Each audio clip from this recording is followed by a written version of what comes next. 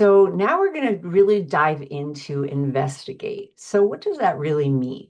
This is an uncovering of input, right? What have I done? What is my history with my body? So one of the first ways we do that, a really simple way, is to establish a sense, and this may be a phrase, a belief, a statement, an affirmation that you can make about your body. Simple ones are, I know my body's wise. I know my body can heal. I believe there's innate wisdom in my body.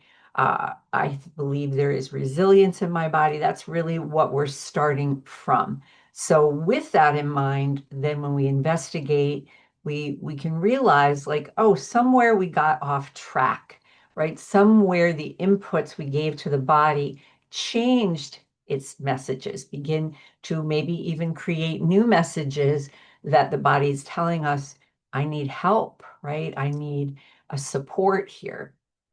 So investigation is worth gathering facts. So that may mean one, you talk to your mother, your father, your aunt, people in your life who are older than you, like, what do you remember about me? Was I a happy baby, a sick baby, a crying baby? What was I like as a toddler? What have you noticed? Then I think for yourself, depending on where you are in your life cycle, gather some medical records and begin to look at this with curiosity. So, not throwing away something like, that probably didn't matter, but in fact, gathering facts like, what do you remember about your own life, about how you may have moved through your early years of school or grade school, high school, college, certain things you begin to notice about yourself that may be sleep habits, it could be reactions to food, digestive responses, uh, maybe experiences with alcohol that may have changed, a particular event like you got a really bad flu or a pneumonia, and after that, things change. So we call this the timeline in functional medicine. So you begin to put these pieces together, like what are some facts about my medical history?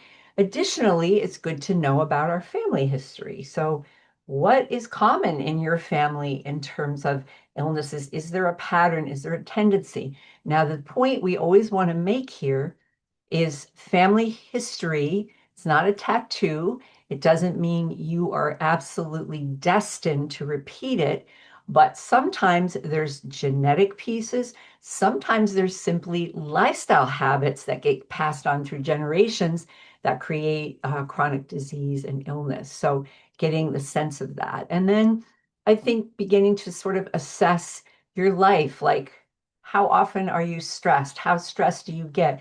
Do you have things in your life that make you happy? There are things that you find joyful, that you enjoy doing, that you're satisfied with, things that you really do you have goals, visions for your life? What do you have close friends? Do you have a good community? These are the kinds of things we would begin an investigation. And then we look at some of the more subtle things we don't think about. So some of my training comes from food and spirit, which uses the different energy centers of the body to do a query like, where are we? Are we ungrounded? Are we unrooted?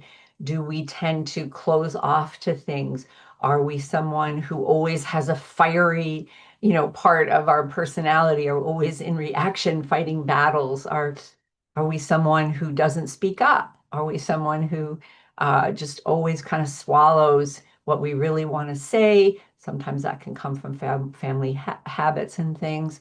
And then we also can look beyond that to some other more subtle ways of assessing information. So you really want to start by being very curious, curious with what your body has told you in the past, curious about what it says now, and trust that even unrelated items or seemingly unrelated items, often when we put them together, can be really helpful and give a lot of insight into, like, oh, I understand.